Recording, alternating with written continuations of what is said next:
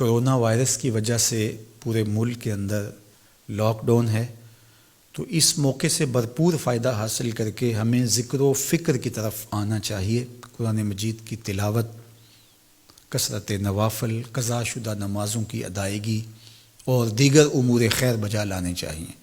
اپنے ماں باپ کی صحبت میں بیٹھنا چاہیے، ان کی دعائیں لینی چاہیے، اپنے بچوں کے پاس بیٹھیں، اور بہت سارے اور امور جو ہم اپنی مصروفیات کے باعث پورے نہیں کر پاتے، تو یہ موقع ہے ان کو پورا کرنے کا۔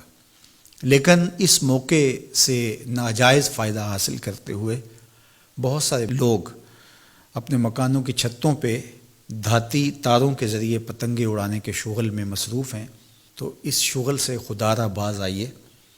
یہ موقع ایک دوسرے کی مدد کرنے کا ہے، نصرت اور اعانت کرنے کا ہے، نہ یہ کہ مکانوں کی چھتوں پہ کھڑے ہو کے آپ خونی کھیل کھیلیں اور دھاتی ڈور کے ذریعے سے لوگوں کے گلے کٹیں اور لوگوں کو نقصان ہو۔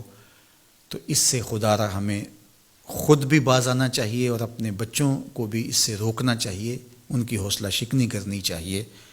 ویسے بھی علماء نے کہا کہ یہ جو پتنگ کٹتی ہے تو بچے اس کو لوٹنے کے لیے دوڑتے ہیں اس کے پیچھے، تو عمومی طور پہ ہمارے ہاں یہ کہا بھی جاتا ہے کہ میں پتنگیں لوٹ رہا ہوں یا لوٹ کے لایا ہوں، تو شرعاً وہ اس کی ملک نہیں تھی، تو وہ کیسے اس کو اپنے پاس رکھ سکتا ہے؟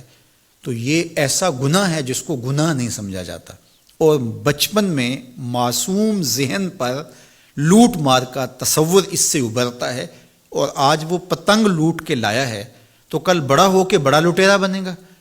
تو یہ ماں باپ کو سوچنا چاہیے کہ پتنگ لوٹنے کا عمل لوٹنے کی ایک مشق ہے، اور بچہ اس کو کوئی برائی نہیں سمجھ رہا اور اس کو گناہ نہیں سمجھ رہا، حالانکہ یہ مال لقطہ ہے۔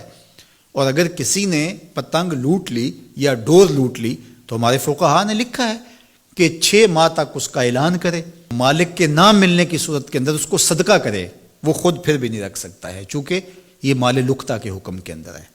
تو عمومی طور پہ ہم بچے کو بھی شاباش دیتے ہیں، اس کو بڑا دلیر قرار دیتے ہیں کہ اس نے اتنی پتنگیں لوٹی، آج اس کا یہ کمال ہے۔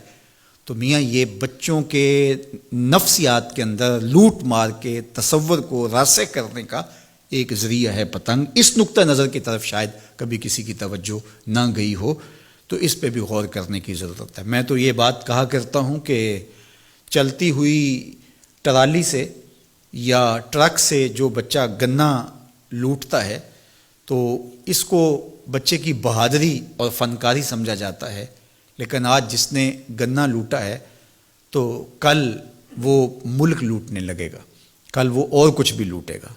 تو یہ چونکہ جب برائیاں شروع ہوتی ہیں تو بڑے پیمانے سے شروع نہیں ہوتی، چھوٹے پیمانے سے شروع ہوتی ہیں۔